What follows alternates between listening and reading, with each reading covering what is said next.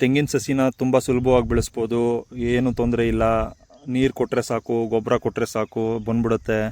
ಅದು ಇದು ಅಂತೀವಲ್ವಾ, ತೆಂಗಿನ ಸಸಿಗೆ ನಾನು ಕಂಡಂತೆ ತುಂಬ ತೊಂದರೆಗಳಿದೆ.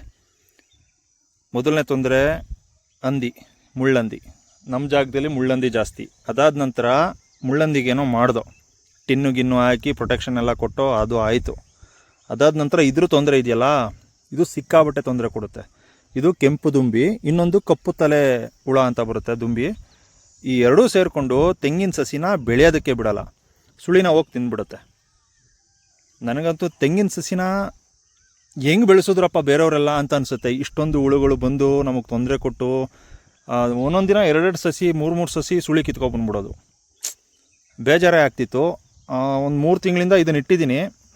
ಇದನ್ನಿಟ್ಟ ಮೇಲೆ ಅಂತ ಏನು ಬರೀ ಹುಳ ಸಾಯಿಸೋದಾಯಿತು ಅಷ್ಟೇ. ನಾನು ಅಂತ ಏನು ಚೇಂಜಸ್ ಕಾಣಲಿಲ್ಲ ನನಗೆ, ಆದರೂ ಇಟ್ಟಿದ್ದೀನಿ ಹುಳ ನೋಡೋಕ್ಕೆ ಅಂತ. ಇನ್ನೂ ದುಂಬಿಗಳು ಹೆಂಗಿರ್ತವೆ ಅಂತ ನೋಡೋದಕ್ಕೆ ಇಟ್ಟಿದ್ದೀನಿ. ನೋಡಿ ಬದುಕು ಬರ್ತಾಯಿದೆ ಅಲ್ವಾ, ಅದು ಮೇಲ್ಗಡೆ ಬರುತ್ತೆ. ಈಗ ಹಂಗೆ ಕೆಳಗಡೆ ಬಿಟ್ಟರೆ ಅದು ಹಂಗೆ ಬದುಕುತ್ತೆ. ಅದನ್ನು ಸಾಯಿಸಬೇಕು.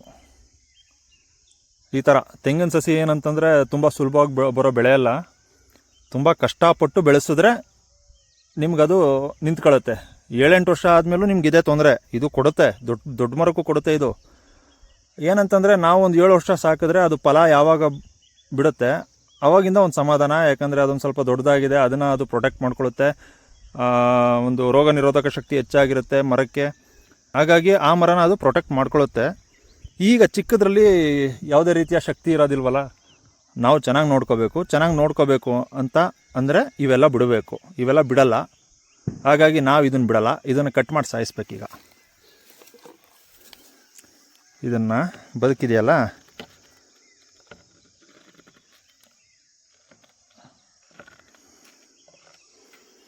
ಇದನ್ನು ಹಿಂಗೆ ಕಟ್ ಮಾಡಬೇಕು. ಇಲ್ಲ ಅಂತಂದರೆ ಕಲ್ಲಲ್ಲಿ ಜಜ್ಜಿ ಸಾಯಿಸಬೇಕು. ರಿವೆಂಜು ಇದು. ನಮ್ಮ ತೆಂಗಿನ ಸಸಿನ ನೀನು ಇದೇ ಥರ ಕಟ್ ಮಾಡಿದೀಯಾ ಸುಳಿನ, ನಾನು ನಿನ್ನ ಹಂಗೆ ಕಟ್ ಮಾಡ್ತೀನಿ ಅಂತ ರಿವೆಂಜು ಅಷ್ಟೇ, ಇನ್ನೇನಿಲ್ಲ.